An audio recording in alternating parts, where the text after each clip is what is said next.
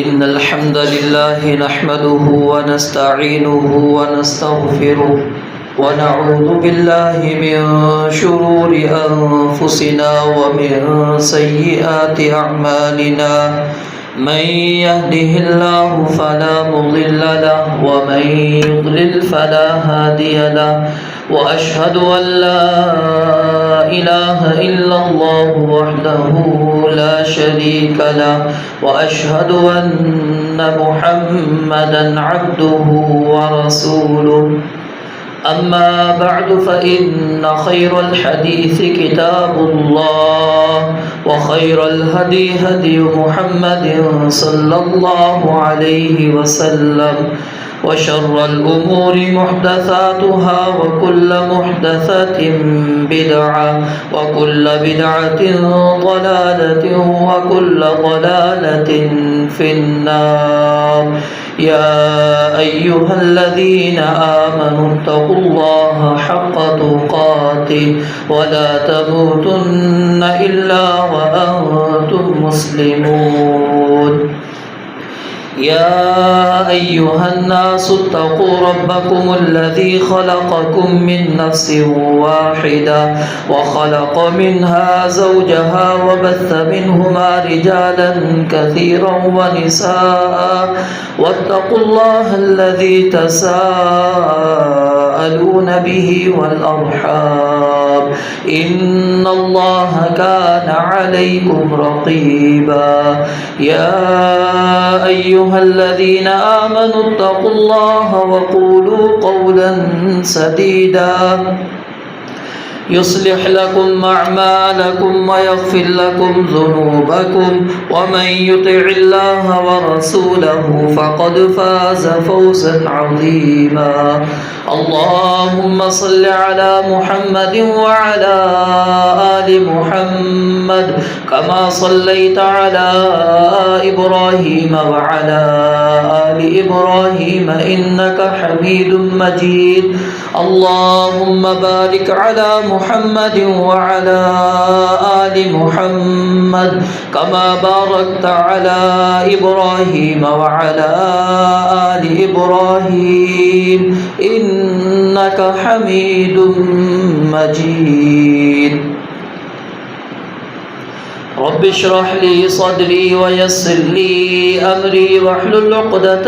من لساني يفقهوا قولي رب زدني علما رب زدني علما رب زدني علما سبحانك لا علم لنا إلا ما علمتنا إنك أنت العليم الحكيم سیدنا عمر فاروق رضی اللہ تعالی عنہ ان کی سیرت کے متعلق ہماری گفتگو چل رہی ہے۔ سیدنا عمر رضی اللہ تعالی عنہ جب کسی شخص کو کسی علاقے کا والی مقرر کرتے، عامل مقرر کرتے، امیر مقرر کرتے، حاکم مقرر کرتے، تو مقرر کرنے کے بعد اپنے آپ کو آزاد نہیں سمجھتے تھے کہ میری ذمہ داری ادا ہو چکی ہے، میں نے اپنا فرض ادا کر لیا ہے، میں نے فلاں علاقے کی طرف امیر مقرر کر کے بھیج دیا ہے، اب میری کوئی ذمہ داری نہیں ہے، میں آزاد ہو چکا ہوں۔ نہیں، بلکہ وہ اپنے آپ کو اس کے اندر برابر شریک سمجھا کرتے تھے، اور اس کی وجہ کیا تھی؟ ظاہر ہے جس کو امیر حاکم مقرر کرے گا وہ شخص اس کی طرف سے اس کا والی ہوگا، اس کی وہ زبان ہوگی، جو وہ عمل کرے گا وہ حاکم کا، خلیفہ کا عمل ہی کہلائے گا۔ اگر وہ صحیح کرتا ہے تو حاکم خلیفہ اس کی تعریف کی جائے گی، اور اگر وہ غلط کرتا ہے تو خلیفہ کی تعریف نہیں کی جائے گی، اس کو برا بھلا کہا جائے گا۔ تو سیدنا عمر رضی اللہ تعالیٰ عنہ جب کسی کو مقرر کر لیتے تو اس کے بعد اس کی جانچ پڑتال بھی کرتے تھے اس کی جاسوسی بھی کروایا کرتے تھے،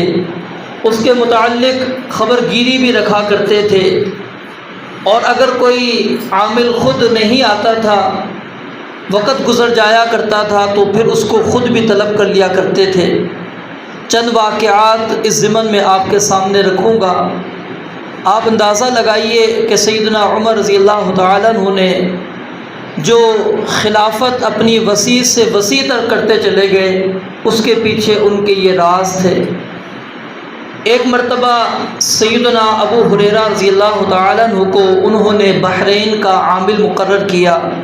وزیر مقرر کیا، تو واپسی پر سیدنا ابو ہریرہ رضی اللہ تعالیٰ عنہ اپنے ساتھ ایک رقم لے کر آئے، اور وہ رقم 10,000 روپے کی تھی۔ تو سیدنا عمر رضی اللہ تعالیٰ عنہ نے جب دیکھا کہ ابو ہریرہ رضی اللہ تعالیٰ عنہ کے پاس 10,000 روپے موجود ہیں، تو ان کو تعجب ہوا۔ تو انہوں نے پھر سوال کیا، پوچھا کہ بتاؤ یہ رقم تمہارے پاس کہاں سے آئی؟ سوال کرنے کا مقصد کیا ہے کہ آخر میں نے تمہیں عامل وزیر مقرر کیا، کیا تم نے کہیں مسلمانوں کے بیت المال میں سے تو مال نہیں جمع کر لیا کہ وہاں سے اپنے لیے حلال سمجھا، جائز سمجھا کہ میں عامل ہوں، میں وزیر ہوں، میرے لیے جائز ہے، میں جو چاہوں خزانے سے جو جس طرح چاہوں استعمال کر لوں؟ تو سیدنا ابو ہریرہ رضی اللہ تعالیٰ عنہ نے کہا کہ یہ رقم میری ذاتی ہے، یہ ایک تو میرے پاس جو گھوڑا ہے اس کی آگے نسل بڑھی، اس سے مجھے یہ رقم حاصل ہوئی، اور دوسرا جو آپ کی طرف سے میرے لیے وظیفہ مقرر تھا، اس وظیفے میں سے میں کچھ رقم جمع کیا کرتا تھا، اور تیسرا میرا ایک غلام ہے جو میرے لیے محنت کرتا ہے، پیسے کماتا ہے، وہ مجھے لا کر دیتا ہے۔ تو یہ 3 میرے یعنی سبب ہیں مال جمع ہونے کے، کہ گھوڑوں سے میری نسل آگے چلی، اس سے میرے پاس مال آیا، اور میرا غلام محنت کوشش کرتا ہے، وہاں سے میرے پاس مال آیا ہے، اور جو آپ وظیفہ دیتے ہیں اس میں سے میں کچھ بچا لیتا ہوں۔ تو اس انداز سے میری یہ رقم مقرر یہ میرے پاس بچ گئی ہے۔ تو سیدنا عمر رضی اللہ تعالیٰ عنہ نے ابو ہریرہ رضی اللہ تعالیٰ عنہ کی اس بات کو سننے کے بعد اس پر مکمل طور پر اعتماد نہیں کیا، بلکہ خود اپنی تفتیش بھی کروائی کہ واقعی جو ابو ہریرہ بات کر رہے ہیں کیا واقعی یہ بات درست ہے، اسی طرح ہے؟ تو جب انہوں نے معاملے کی چھان بین کروائی تو حقیقت اسی طرح نکلی جس طرح کہ سیدنا ابو ہریرہ رضی اللہ تعالیٰ عنہ نے بیان کی۔ اس کے بعد پھر ان کو دوبارہ سے عہدہ دینا چاہا،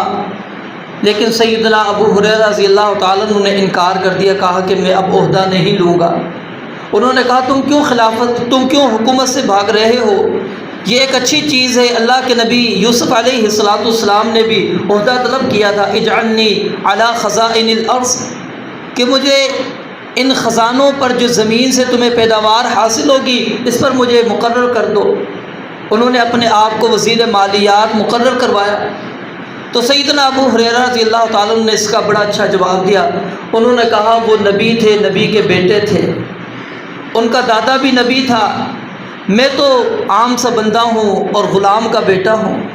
میں کوئی نبی تو نہیں ہوں جو میں اپنے لیے حکومت کو طلب کر لوں۔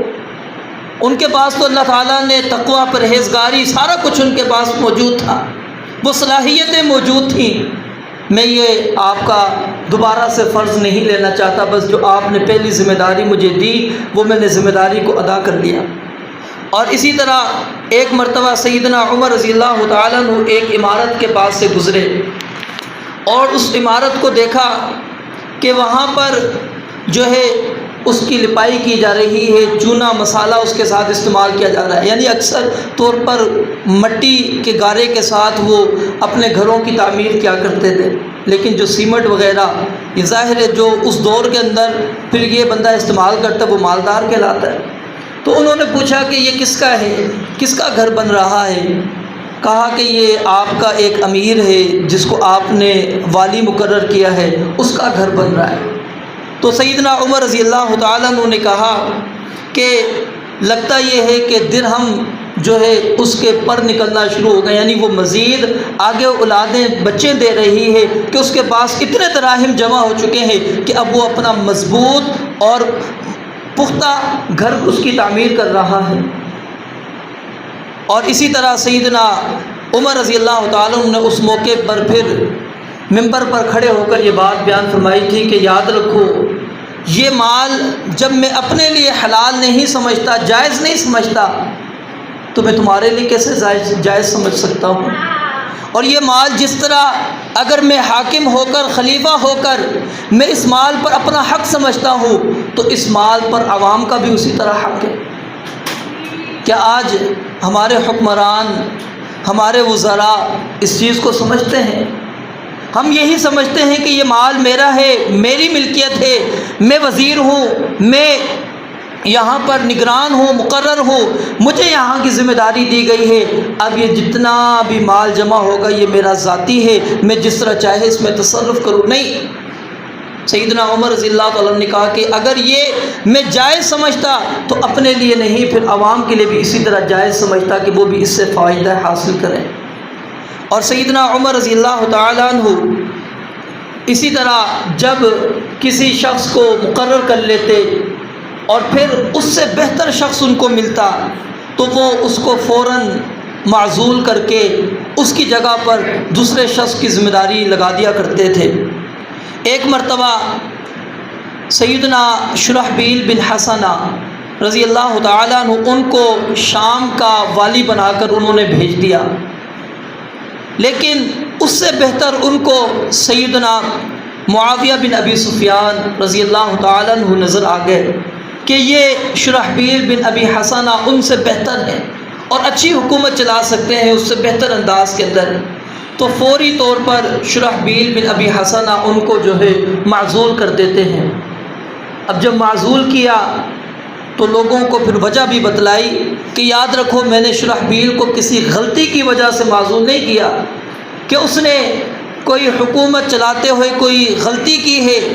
یا پھر مسلمانوں کے حق کو غصب کیا ہے، نہیں، مجھے اس سے بہتر شخص مل گیا جو اس سے بہتر انداز کے اندر حکومت سنبھال سکتا ہے، وہ لوگوں کے معاملات کو سنبھال سکتا ہے، تو اس لیے میں نے معاویہ بن ابی سفیان رضی اللہ تعالیٰ عنہ کو مقرر کر دیا۔ کیا آج ہم جب کسی کو ایک عہدہ دے دیں، وزیر بنا دیں کسی چیز کا، اور ہم نے چند مہینے دیکھا کہ یہ اس کے لائق نہیں، اس طرح یہ اس عہدے کو نہیں چلا پا رہا، اس کو سمجھ نہیں آ رہی کہ اس ذمہ داری پر کھڑے ہو کر میری کیا کیا ذمہ داریاں بنتی ہیں، میں نے کس انداز سے ڈیل کرنا ہے، کیا ہمارے حکمران، ہمارے وزراء ان کو تبدیل کر دیتے ہیں؟ ہم اسی طرح 5 سال جب تک اگلے الیکشن نہیں آتے اسی طرح ہم پستے چلے جاتے ہیں، وہ نااہل شخص ہمارے اوپر اسی طرح مسلط رہتا ہے، نہیں تبدیل کیا جاتا اس کی ذمہ داری سے، اس کو نہیں ہٹایا جاتا کہ یہ نہیں اس ذمہ داری کا اہل، یہ نہیں چلا سکتا، اس سے بہتر انسان ہمارے پاس موجود ہے، وہ اس ذمہ داری کو صحیح انداز کے اندر ادا کر سکتا ہے، اس کی جگہ پر اس کو لایا جائے۔ نہیں، ہم کہتے ہیں کہ بس ٹھیک ہے، جس کو ایک دفعہ ایک سیٹ مل گئی، جہاں پر جس کو جس چیز کا وزیر مقرر کر دیا، اب وہ 5 سال تک جب تک الیکشن نہیں ہوتے وہ اسی عہدے پر رہے گا، چاہے وہ سیاہ کرے سفید کرے، پورا برباد کر دے، کچھ بھی کر دے، ہم اس کو ہٹاتے نہیں۔ حالانکہ یہ بات درست نہیں ہے، بلکہ اس کو فوری طور پر معزول کر کے اس کی جگہ پر جو بہتر انسان، جو بہترین اس چیز کو جانتا ہو، سمجھتا ہو، اس کو وہاں پر مقرر کرنا چاہیے۔ اور پھر اسی طرح سیدنا عمر رضی اللہ تعالیٰ عنہ وہ لوگوں سے اپنے امراء کے بارے میں پوچھا بھی کرتے تھے، اور اگر کوئی شکایت ہوتی تھی تو اس شکایت کا وہ ازالہ بھی کیا کرتے تھے۔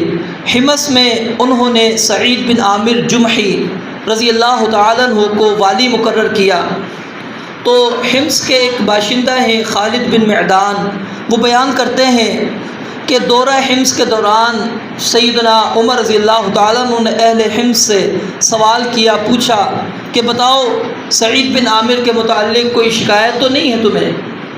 یاد رکھیے کوفہ والے جو لوگ ہیں وہ بے جا اپنے امراء سے ناراض رہا کرتے تھے اور بے جا قسم کی شکایات جس کی کوئی اصل نہیں ہوتی تھی لگا دیا کرتے تھے۔ اسی طرح یہ حمص کا جو علاقہ تھا اس کو چھوٹا کوفہ کہا جاتا تھا۔ یہاں پر بھی جو حاکم بن کر آتا، امیر بن کر آتا، لوگ اس سے ناراض ہی رہتے تھے اور اس کی شکایات پر ہی شکایات لگاتے رہتے تھے۔ جب سیدنا عمر رضی اللہ تعالیٰ عنہ نے ان سے پوچھا تو اہل حمص نے 4 شکایات ان کی لگائیں۔ سیدنا عمر رضی اللہ تعالیٰ عنہ کو 4 شکایات پہنچی۔ آپ تھوڑا پریشان بھی ہو گئے اور اللہ سے دعا کی کہ اللہ جو میں نے انتخاب کیا تھا میرے انتخاب میں مجھے غلط ثابت نہ کرنا، کہ میں نے اہل حمص کی طرف جو سعید بن عامر کو والی مقرر کیا ہے، بڑا سوچ سمجھ کے اور بہترین انسان جو مجھے اس وقت نظر آیا تھا اس کو میں نے مقرر کیا ہے، اللہ اس انتخاب کے اندر مجھے غلط ثابت نہ کرنا۔ دعا بھی کی اللہ تعالیٰ سے۔ بہرحال شکایات اہل حمص سے انہوں نے سنی تو پہلا انہوں نے شکایت یہ کی کہ سعید بن عامر جو ہے اچھی طرح جب دن چڑھ جاتا ہے اس کے بعد وہ گھر سے باہر نکلتے ہیں۔ سیدنا عمر رضی اللہ تعالیٰ نے کہا یہ تو بڑی کوتاہی ہے کہ اتنی دیر بعد وہ گھر سے باہر نکلتے ہیں، اگر لوگوں کے مسائل ہوں، صبح صبح کوئی آنا چاہتا ہے تو سعید بن عامر تو نہیں ملیں گے۔ دوسری شکایت انہوں نے کہا، دوسری شکایت کیا ہے کہ یہ شخص مہینے بھر میں 1 دن مکمل طور پر اپنے گھر میں رہتا ہے، گھر سے باہر نہیں نکلتا۔ انہوں نے کہا یہ بات بھی ایسی نہیں ہے کہ جس کو نظر انداز کیا جائے کہ کیوں پورا دن لوگوں کے مسائل ہیں، کیوں نہیں وہ سننے کے لیے باہر نکلتا۔ پھر تیسری شکایت انہوں نے یہ کی، رات کو کسی بھی شخص سے ملاقات نہیں کرتے۔ اور چوتھی شکایت یہ ہے، بیٹھے بیٹھے مجلس کے اندر ان کو غشی طاری ہوتی ہے، بے ہوش ہو جاتے ہیں۔ سیدنا عمر رضی اللہ تعالیٰ عنہ نے سیدنا سعید بن عامر رضی اللہ تعالیٰ عنہ کو طلب کیا، ان سے پوچھا اب یہ اکیلے کے اندر نہیں باتیں ہو رہی، اہل حمص موجود ہیں، لوگوں کے سامنے ہی اپنے والی کو بلایا اور سوال کیا، پوچھا کہ 4 شکایات تمہارے بارے میں آئی ہیں، کیا جواب دیتے ہو ان کا؟ کہا میں جواب تو نہیں دینا چاہتا لیکن شکایت مل گئی ہے آپ کو، اب میرے اوپر لازم ہے کہ میں اس کا جواب دوں۔ کہا جہاں تک تعلق میری اس شکایت کا ہے کہ میں اچھی طرح جب تک دن روشن نہیں ہو جاتا میں گھر سے باہر نہیں نکلتا، اس کی وجہ یہ ہے کہ میرے پاس کوئی غلام نہیں ہے، میں خود آٹا گوندتا ہوں، آٹا گوندھ کر اس کو خمیر بننے کے لیے چھوڑ دیتا ہوں، جب تک وہ خمیر بنتا ہے اس کے بعد میں پھر روٹی بنا کر کھا کر اس کے بعد میں پھر نکلتا ہوں۔ کہا کہ چلو یہ تمہارا جواب معقول ہے، رات کو کیوں نہیں تم لوگوں سے ملاقات کرتے؟ کہا کہ دن میں نے پورا لوگوں کے لیے وقف کر رکھا ہے، لوگوں کی شکایات سنتا ہوں، ان کے مسائل کو حل کرتا ہوں، اور رات کو میں نے اپنی اللہ کی عبادت کے لیے وقف کر رکھا ہے، تو اس لیے میں رات کو کسی سے ملاقات نہیں کرتا کہ جب میں نے دن ان کو دے دیا ہے تو رات اپنے رب کو دوں میں، تو رات کے نہ نکلنے کی میری وجہ رب کی عبادت ہے۔ پھر تیسری بات کہ تم مہینے میں 1 دن گھر سے باہر کیوں نہیں نکلتے؟ کہا کہ اس کا بھی میں جواب نہیں دینا چاہتا، چلے میں دے دیتا ہوں۔ جواب اس کا یہ ہے کہ میرے پاس کوئی غلام نہیں اور میرے پاس اس لباس کے علاوہ کوئی اور لباس بھی نہیں ہے، یہ ایک لباس جو میں نے پہن رکھا ہے، صرف یہ ایک لباس میرے پاس موجود ہے، میں اس دن وہ لباس دھوتا ہوں اور پھر سوکھنے کے لیے چھوڑ دیتا ہوں، اس لیے میں اس دن گھر سے باہر نہیں نکلتا۔ پھر کہا چوتھی جو شکایت ہے، کہا وہ بھی میں بتانا نہیں چاہتا لیکن چلیں آپ کہتے ہیں تو میں جواب دے دیتا ہوں اس کا بھی۔ کہا کہ جب سیدنا خبیب رضی اللہ تعالیٰ عنہ کو قید کیا گیا اور کفار نے ان کو بڑی اذیتیں دی، تکلیف دی، سولی پر ان کو چڑھایا، اس دوران ان سے یہ بات بھی ہوئی کہ انہوں نے کہا کہ جی آپ اسلام چھوڑ کر کفر کی طرف آ جاؤ۔ انہوں نے کہا کہ اگر تم تو چاہتے ہو نا کہ نبی علیہ الصلوۃ والسلام قتل کر دیے جائیں تو پھر میں اسلام کو چھوڑ دوں، کفر پہ آ جاؤں، تو میں تو کانٹا پسند بھی نہیں کرتا کہ آپ کو کانٹا بھی چبھے۔ کہتے ہیں اس وقت میں مسلمان نہیں تھا، میں کافر تھا، سعید بن عامر کہتے ہیں، اور میں ان کا یہ ظلم دیکھا کرتا تھا کہ ان کے اوپر یہ ظلم ڈھائے جا رہے ہیں۔ تو جب بھی مجھے وہ واقعہ یاد آتا ہے میں بڑی اپنی پشیمانی میں چلا جاتا ہوں، اور اس واقعے کی پشیمانی کی وجہ سے مجھے غشی طاری ہو جاتی ہے اور میں بے ہوش ہو جاتا ہوں۔ یہ چار شکایات لگائی گئی سعید بن عامر رضی اللہ تعالیٰ عنہ کے بارے میں، لیکن چاروں کا جب جواب سیدنا عمر رضی اللہ تعالیٰ عنہ نے سنا تو کہا کہ اللہ تو نے واقعی میرے انتخاب کے اندر مجھے غلط ثابت نہیں کیا، کہ یہ غلط شکایات ہیں، ان کی کوئی معقول شکایت نہیں ہے، یہ ان کی شکایات معقول نہیں ہے، یہ بے بنیاد الزام لگائے جا رہے ہیں سیدنا سعید بن عامر رضی اللہ تعالیٰ عنہ پر۔ پھر ان کو 1000 اشرفیاں سیدنا عمر رضی اللہ تعالیٰ عنہ نے دی، اور اسی طرح سیدنا عمر رضی اللہ تعالیٰ عنہ ایک مرتبہ عمر بن سعد رضی اللہ تعالیٰ عنہ کے پاس آئے، اور یہ عمر بن سعد رضی اللہ تعالیٰ عنہ جو ہیں یہ مقرر تھے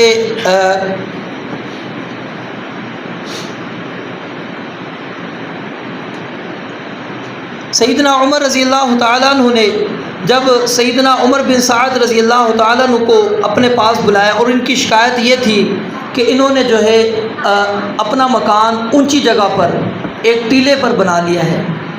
ایک ٹیلے پر انہوں نے اپنے مکان کو تعمیر کر لیا ہے۔ تو سیدنا عمر رضی اللہ تعالیٰ عنہ کو یہ بات پسند بالکل نہ آئی ان کی، تو فوری طور پر اپنا ایک قاصد بھیجتے ہیں اور اس کو خط لکھ کر دیتے ہیں کہ آپ نے جانا ہے اور ان کے گھر کو جلا دینا ہے۔ جب وہ قاصد آیا اور خط لے کر آیا، فوری طور پر انہوں نے سیدنا عمر رضی اللہ تعالیٰ عنہ کی جو فیصلہ تھا اس کے مطابق انہوں نے اس کے گھر کو جلا دیا۔ لوگوں نے کہا والی کو کہ جاؤ آپ کا گھر کوئی شخص جلا رہا ہے، کہا کہ پریشان ہونے کی ضرورت نہیں ہے، یہ امیر کا جو خلیفہ ہے اس کی طرف سے قاصد آیا ہے۔ بہرحال گھر جل گیا، وہ لا کر خط دے دیتے ہیں، اور خط میں صرف اتنی بات لکھی ہوئی تھی کہ جیسے ہی آپ کو خط موصول ہو فوری طور پر آپ نے میرے پاس آ جانا ہے۔ وہ فوری طور پر وہاں سے نکلتے ہیں اور مدینہ پہنچتے ہیں۔ 3 دن تک سیدنا عمر رضی اللہ تعالیٰ عنہ اس سے ملاقات نہیں کرتے۔ اس کے بعد پھر ان کو حرہ کے مقام پر، وہاں پر سیدنا عمر رضی اللہ تعالیٰ عنہ اونٹ چرا رہے تھے، یہ زکوٰۃ کے بکریاں وغیرہ چرا رہے تھے۔ یہاں سے بھی آپ ان کی سادگی کا اندازہ لگا سکتے ہیں کہ خلیفہ ہیں وقت کے اور زکوٰۃ کے جو اونٹ ہیں ان کو چرا رہے ہیں۔ تو وہاں پر ان کو طلب کر لیا کہ کہا کہ ادھر میرے پاس آ جائیں۔ آئے تو کہا کہ جاؤ پانی بھر کے لے کر آؤ اور ان کو پانی وغیرہ پلاؤ۔ اب وہ پانی پلاتے پلاتے تھوڑا تھک گئے، کہا لگتا ہے کافی عرصے سے تم نے کام نہیں کیا۔ کہا کہ ہاں معاملہ اسی طرح ہے کہ اس طرح کا یہ کام میں نے کافی عرصے کے بعد کر رہا ہوں۔ تو سیدنا عمر رضی اللہ تعالیٰ نے کہا کہ تم نے کیوں گھر اوپر اونچی جگہ پر تعمیر کیا تھا؟ مجھے یہ چیز پسند نہیں ہے کہ تم اونچائی پر کھڑے ہو کر اور عوام تمہیں ایک چونٹیوں کی طرح نظر آئے، کہ تم ان کو حقیر سمجھو، وہ چھوٹے چھوٹے نظر آئیں تمہیں، یا تم اونچائی پہ چلے جاؤ لوگ تمہارے پاس وہاں پر اپنے مسائل کو لے کر نہ آئیں۔ یہ چیز سیدنا عمر رضی اللہ تعالیٰ عنہ کو بالکل بھی پسند نہیں تھی۔ اور اسی طرح سیدنا عمر رضی اللہ تعالیٰ عنہ نے عمر بن سعد رضی اللہ تعالیٰ عنہ کو جب طلب کیا تو اس وقت یہ بھی حمص کے ہی، یعنی کہ عمیر بن سعد جو ہیں یہ حمص کے ہی والی تھے، تو ان کو جب طلب کیا تو وہ آئے سواری کے بغیر آئے تھے، سواری ان کے پاس موجود نہیں تھی، ان کا چہرہ، ان کے لباس مٹی سے غبر آلود تھے۔ تو سیدنا عمر رضی اللہ تعالیٰ عنہ نے پوچھا کہ بتاؤ کیسے آئے ہو؟ کہا کہ پیدل آیا ہوں۔ کہا سواری نہیں ملی؟ کہا میرے پاس سواری نہیں ہے۔ کہا کہ پھر سواری کسی سے طلب بھی نہیں کی؟ کہا کسی سے مانگی بھی نہیں، کسی نے دی بھی نہیں، اسی طرح چلتا ہوا آیا ہوں۔ کہا کیا لے کر آئے ہو؟ کہا بس میرے پاس جو ہے صرف یہ ایک پیالہ ہے جس کے اندر میں دودھ پیتا ہوں یا وضو وغیرہ اس کے ذریعے سے میں کرتا ہوں پانی لے کر، اور میرے پاس ایک لباس ہے وہ پہنتا ہوں اور ایک لاٹھی ہے، اس کے علاوہ میرے پاس کچھ اور موجود نہیں ہے۔ سیدنا عمر رضی اللہ تعالیٰ نے کہا کہ ہو سکتا ہے کہ یہ جھوٹ کہہ رہا ہو، بہرحال ان کو جو ہے اس عہدے سے وہ معزول کر دیتے ہیں، اور پھر اس کے بعد وہ چلے جاتے ہیں اپنے علاقے کی طرف۔ مدینہ سے تھوڑا باہر ان کا گھر تھا۔ جب وہاں پر وہ جاتے ہیں تو سیدنا عمر رضی اللہ تعالیٰ عنہ ایک شخص کو ان کی جاسوسی کے لیے بھیجتے ہیں اور ساتھ میں 100 درہم بھی دیتے ہیں کہ واقعی جو یہ باتیں عمیر بن سعد نے کہی ہیں اگر تو یہ سچی ہیں، واقعی اس کے پاس کچھ بھی موجود نہیں ہے، تو تم نے جو ہے یہ 100 اشرفیاں 100 دینار اس کو دے کر درہم دے کر واپس آ جانا ہے۔ وہ گئے ان کے پاس اور کہا کہ میں آپ کے پاس مہمان رہنا چاہتا ہوں۔ 3 دن تک ان کے پاس مہمان رہے، اور 3 دن تک وہ کہتے ہیں مجھے کھانے کے لیے وہ پیش کر دیا کرتے تھے، اور گھر میں ان کے پاس کھانے کے لیے اور کچھ موجود نہیں ہوتا تھا، خود تھوڑا بہت کھاتے تھے، زیادہ میرے لیے وہ رکھتے تھے۔ اور گھر میں نے دیکھا ان کا معمولی سا گھر تھا، عام سا گھر تھا، گھر میں بھی کوئی مجھے خاص طور پر کوئی ایسی چیز نظر نہیں آئی کہ جو مجھے سمجھ میں آئے کہ واقعی اس نے بڑا مال جمع کر رکھا ہے۔ کہتے ہیں میں 3 دن تک ان کے پاس رہا، بالآخر عمیر بن سعد رضی اللہ تعالیٰ نے خود کہا کہ جاؤ یار، اب ہمیں فاقے تک ہماری نوبت آ گئی ہے، تو آپ 3 دن تک ہمارے مہمان رہ گئے، بہت ہے، اب آپ چلے جائیں۔ کہتے ہیں میں نکلا اور ان کو میں نے 100 اشرفیاں دینے لگا تو انہوں نے لینے سے انکار کر دیا، کہا کہ نہیں میں یہ نہیں لے سکتا۔ بیوی نے کہا لے لو، ضرورت ہے ہمیں، اگر تمہیں ضرورت نہ ہو تو اللہ کی راہ میں صدقہ کر دینا۔ کہا کہ یہ لوں گا تو باندھوں گا کہاں پر، رکھوں گا کہاں پر؟ انہوں نے اپنا کپڑا پھاڑ کر دیا، کہا کہ چلیں اس میں باندھ لیں۔ وہ 100 اشرفیاں لی انہوں نے اور اس کے بعد اللہ کی راہ میں خرچ کر دی۔ جب سیدنا عمر رضی اللہ تعالیٰ عنہ کے پاس وہ آتے ہیں اور سارا ماجرا بیان کرتے ہیں عمیر بن سعد رضی اللہ تعالیٰ عنہ کا، حارث جو ہے وہ بیان آ کر کرتے ہیں، تو سیدنا عمر رضی اللہ تعالیٰ نے پوچھا کہ بتاؤ کہ وہ جو 100 دینار تھے اس کا اس نے کیا کیا؟ کہا کہ مجھے نہیں پتا اس نے 100 دینار کا کیا کیا، لیا بہرحال اس نے بڑی مشکل سے تھا وہ۔ بہرحال سیدنا عمر رضی اللہ تعالیٰ عنہ خود آتے ہیں اور خود آ کر پھر سیدنا حارث اور سیدنا سعد عمیر بن سعد رضی اللہ تعالیٰ ان کو قسم دے کر کہتے ہیں کہ مجھے بتاؤ کہ آپ نے وہ 100 درہم کا کیا کیا ہے؟ کہا کہ دیکھو تم نے مجھے دیا تھا، اب وہ میری ملکیت ہے، میں جو چاہے کروں، آپ مجھ سے اس کے بارے میں سوال نہیں کر سکتے۔ کہا کہ نہیں میں قسم دیتا ہوں آپ سے پوچھتا ہوں، کہا کہ میں نے وہ اللہ کی راہ کے اندر خرچ کر دیے۔ تو اس کے بعد سیدنا عمر رضی اللہ تعالیٰ عنہ نے ان کے پاس پھر کچھ کھانا بھیجا اور ساتھ میں جو ہے کپڑے بھیجے۔ کھانا انہوں نے واپس کر دیا، کہا کہ مجھے کھانے کی ضرورت نہیں، ابھی ہمارے گھر کے اندر کھانا موجود ہے۔ بہرحال کپڑے میری بیوی کے پاس نہیں ہیں، کپڑے ہم آپ کے لے لیتے ہیں۔ اب یہاں پر ان کی سادگی بھی دیکھیں، اور صحابہ کرام رضوان اللہ علیہ مجمعین ان کا اس عہدوں پر ہونے کے باوجود احتیاط دیکھیں، تقوی دیکھیں کہ کس انداز سے حاکم بننے کے بعد، امیر بننے کے بعد، والی بننے کے بعد انہوں نے اس مال کو اپنے لیے حلال نہیں سمجھا، جائز نہیں سمجھا، بلکہ وہ اس مال کو عوام کا ہی مال سمجھا کرتے تھے کہ یہ ہماری صرف ذمہ داری، جو میں نے پچھلے جمعے آپ کے سامنے رکھی تھی کہ سیدنا عمر رضی اللہ تعالیٰ ان کو یہ بات کہا کرتے تھے جب مقرر کرتے تھے کہ تم نے لوگوں سے زکوٰۃ وغیرہ وصول کر کر پھر ان تک آپ نے پہنچانا ہے، یہ ذمہ داریاں ہیں تمہاری۔ تو وہ انہی ذمہ داریوں کو ادا کرتے رہے، کچھ بھی اپنے پاس انہوں نے جمع نہیں کیا، اور صرف کیا ہے، ہاں حاکم نے، خلیفہ نے وقت مقرر کر دیا ہے اس کی بات مانتے ہوئے چلے جایا کرتے تھے۔ اللہ تعالی ہمارے حکمرانوں کو، ہمارے وزراء کو بھی اسی طرح کی سیرت اپنانے کی توفیق عطا فرمائے۔ اب یہ معاشرہ ایسے معاشرہ نہیں بنتا، اس کے اندر یاد رکھے جہاں پر ان کے حکمرانوں کا یہ اقدام تھا تو اسی طرح کی عوام بھی موجود تھی۔ ہمارا بھی اسی طرح فریضہ بنتا ہے کہ ہم بھی جتنا ممکن ہو سکے اپنے وزراء کے ساتھ، اپنے عمراء کے ساتھ تعاون کریں تاکہ وہ بھی اپنی حکومت چلانے کے اندر وہ آسانی ان کے لیے ہو، اور ہمارے حکمرانوں کو بھی اللہ سے ڈرنا چاہیے، اور خصوصاً ایسے طبقے کے لیے جو غرباء ہیں، فقراء ہیں، اور مہنگائی کا جو طوفان یہ ہمارے اوپر مسلط، مزید سے مزید مسلط ہوتا چلا جا رہا ہے، اللہ تعالیٰ ان کو سمجھ دے اور صحیح طور پر اپنی ذمہ داریوں کو وہ ادا کریں، اور ایک عام بندے کی وہ جو عام بندے کی جو مسائل ہیں ان کو وہ سمجھیں، اور اس کے سمجھنے کے لیے ضروری ہے کہ میدان کے اندر آنا، اور میدان میں جب آپ آئیں گے عوام کی طرح عوام کے اندر رہیں گے، پھر آپ کو پتہ لگتا ہے کہ عوام کے مسائل کیا ہیں۔ جب میں اونچے مکانات میں چلا جاؤں گا جس طرح سیدنا عمر رضی اللہ تعالیٰ عنہ کے 2 لوگ، تو پھر مجھے نہیں پتہ کہ لوگوں کے مسائل کیا ہوں گے، تو اس لیے ہمارے حکمرانوں کی یہ ذمہ داری ہے۔ اور سیدنا عثمان رضی اللہ تعالیٰ عنہ انہی اوصاف کی بنیاد کے اوپر سیدنا عمر رضی اللہ تعالیٰ عنہ کے بارے میں یہ بات کہا کرتے تھے کہ اللہ رب العالمین نے جو قرآن کریم کے اندر کہا ہے نا کہ امانت دار اور طاقتور حکمران ہونا چاہیے، کہ وہ سارے اوصاف سیدنا عمر رضی اللہ تعالیٰ عنہ کے اندر اللہ رب العالمین نے بھرے ہوئے تھے، ان کے اندر یہ سارے اوصاف موجود تھے۔ رب العالمین سے دعا ہے اللہ تعالیٰ سمجھنے عمل کرنے کی توفیق عطا فرمائے۔ وآخر دعوانا الحمدللہ رب العالمین۔